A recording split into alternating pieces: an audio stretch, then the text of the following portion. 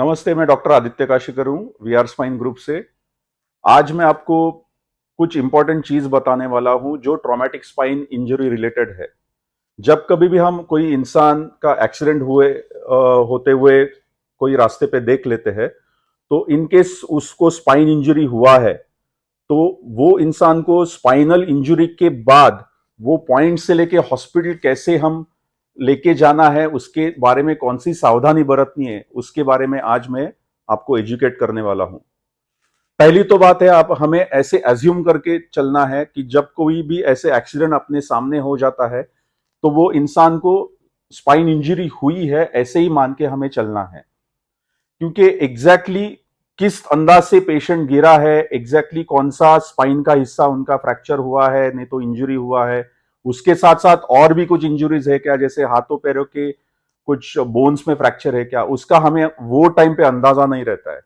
तो पहली बात है, हेल्प के लिए बुला लीजिए, जितना हो सके लोगों को बुला लीजिए, जिसके चलते ज्यादा लोग अपने साथ रहेंगे तो मान लीजिए इंसान रास्ते के बीच में फ्रैक्चर रादर इंजरी के साथ पड़ा हुआ रहेगा, तो उसको साइड में लेके जाने के लिए जितने ज्यादा लोग रहेंगे उतना बेटर है।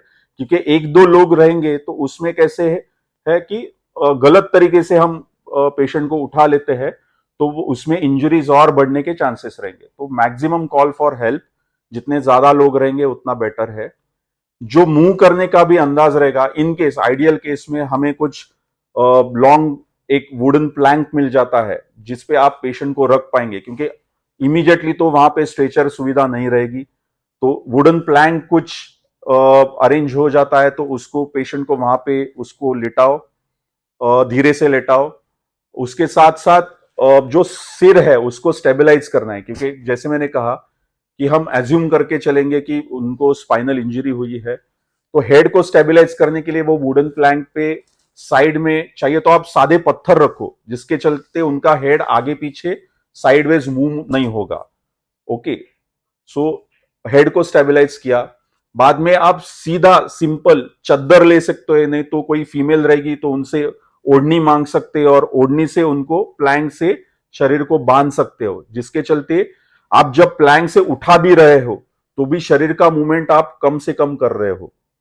ये सब होने तक कोई इंसान को आप बोल सकते हो कि नियर बाय हॉस्पिटल, नहीं तो आजकल फ्री एम्बुलेंस सर्विसेज रहते हैं, तो उनको कॉल करके जल्द से जल्द एम्बुलेंस अरेंज करवा लो।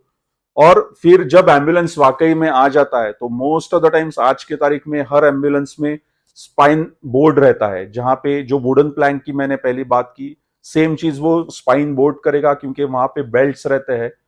तो लोगों के हेल्प से वो वुडन प्लैंक से स्पाइन बोर्ड पे उनको शिफ्ट कर सकते हैं, जहां पे बेल्ट से उनका हेड और पूरा शरीर स्टेबलाइज कर सकते हैं। And then we can shift, हम वो पेशेंट को जल्द से जल्द nearby health care centre shift कर सकते हैं। सो ये केयर लेना बहुत इंपॉर्टेंट है, क्योंकि इसमें यदि गलत तरीके से पेशेंट का हैंडलिंग हो गया तो जो ऑलरेडी इंजरी हुई है उसमें और बढ़ोतरी हो सकती है और पेशेंट का नुकसान हो सकता है।